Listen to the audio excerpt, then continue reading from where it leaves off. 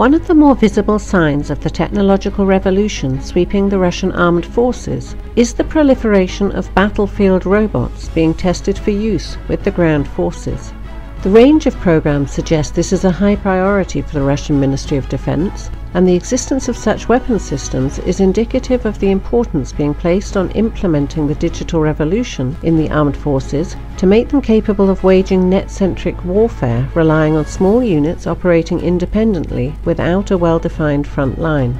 The most important robotic system under development for the ground forces is the 6-ton class Uran family of tracked vehicles, which include the Uran-6 minesweeping vehicle and the Uran-9 combat vehicle, whose armament includes a 30mm 2A-72 automatic cannon, Ataka laser-guided anti-tank missiles, and Igla or Verba short-range anti-aircraft missiles, which collectively allow it to engage all battlefield targets. Russian industry also has smaller vehicles under development, such as the Nerechta and Platformer M systems, whose modular design allows them to be armed with machine guns, automatic grenade launchers, anti-tank guided missiles and RPGs.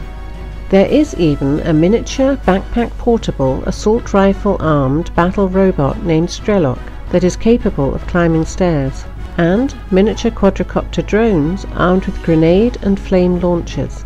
The most ambitious initiatives include a robotic version of the BMP-3 infantry fighting vehicle named Uda and the remote control feature built into the Armata family T-14 tanks, which enables individual T-14s to be controlled by other T-14s through the provision of high-volume data links which give complete access to the sensors, weapons and controls of the vehicle being controlled.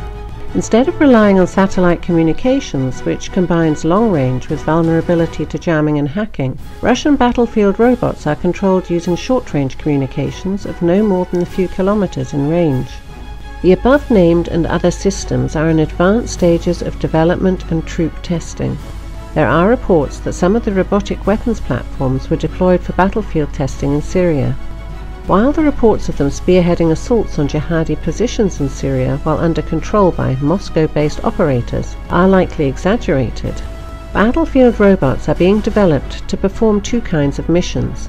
The comparatively small size of modern armies means that stable front lines will be rare in future warfare.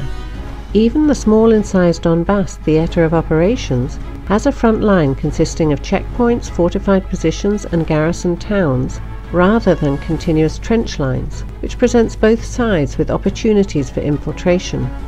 It means that every unit has to worry about providing its own security and protection, both when occupying permanent positions and on the march.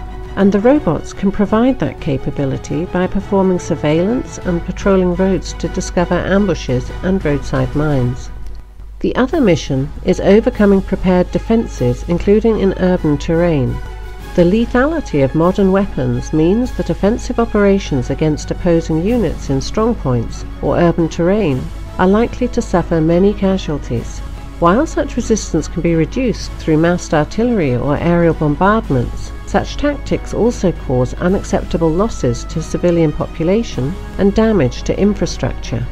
Armed battlefield robots can perform armed reconnaissance by compelling defending units to reveal their positions by prematurely opening fire, clearing minefields and obstacles, and destroying individual strongpoints.